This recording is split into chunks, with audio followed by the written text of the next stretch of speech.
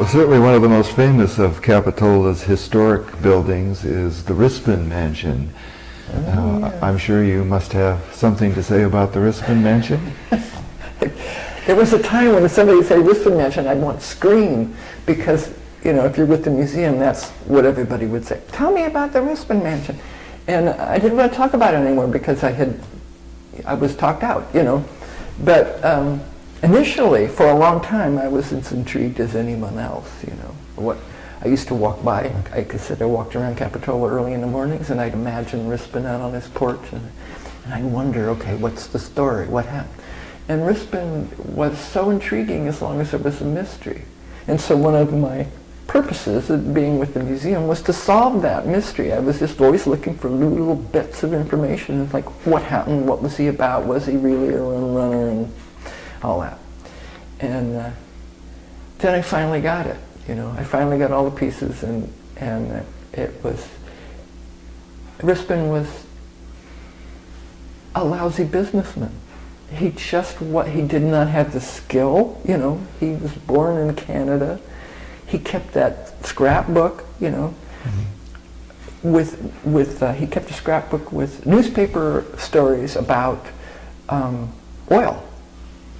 Well, when I was learning to be a news reporter, I used to clip newspaper stories. I used to clip weddings, and I had to know how to write those things. I had to know how to write club news and stuff. So I would cut that and put it in a scrapbook. So I had a scrapbook of examples of the kinds of stories I would write, and that's what Rispin did. He had a scrapbook of information about oil because he didn't know anything. And then he had his business cards in there. And so slowly, and some information about, you know, his own experience in theater and opera, I realized that he was a young man who wanted to make it, you know, and went to New York and worked in theaters. He wasn't a performer, but he was a theater manager, and that's where he met his wife, Annette, who was the sister of an established actor who was Winfield Blake. And Blake was a well-known actor. And if you look him up on newspapers.com, he comes out as kind of a fiery guy, and he's in San Francisco theater, and so he was a hotshot, and evidently Rispin met him and then met Annette. And Annette because her father was the head of Conoco Oil, gave Rispin the key to the wealth that he wanted. And so when he married Annette, the father died shortly afterward, and he had her inheritance. And he did have other partners. So I thought Rispin came down here and built the mansion, and you know, that was his house. But truly, he never saw that as his house, I don't think. He kept his home in San Francisco, and had that's why it looks like a showroom.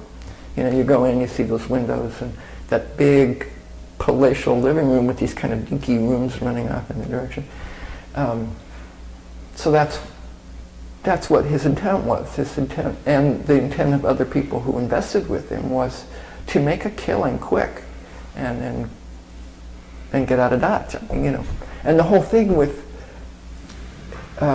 Riverview Avenue, that was supposed to be a golf course.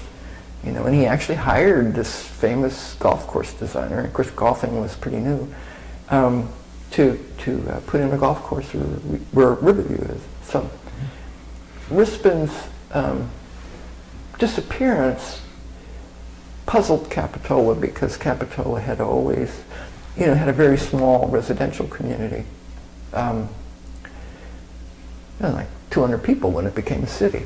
So there's like 200 people and or less, and they didn't know how to function without a private owner.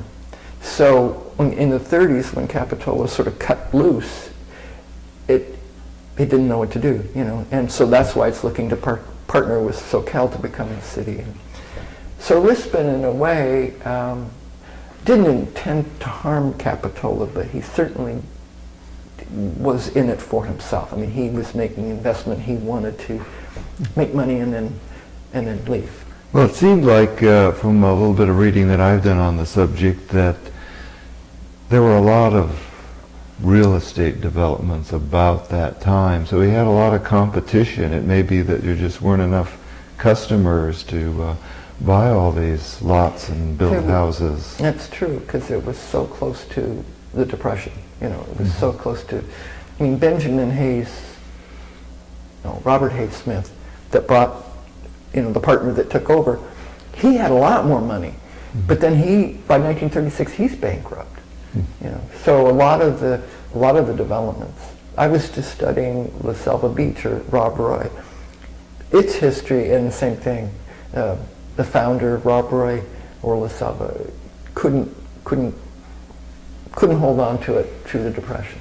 You know, he bought it in 25 and was developing this resort, but by 29 he couldn't hold it anymore. So I think Rispin just had bad timing.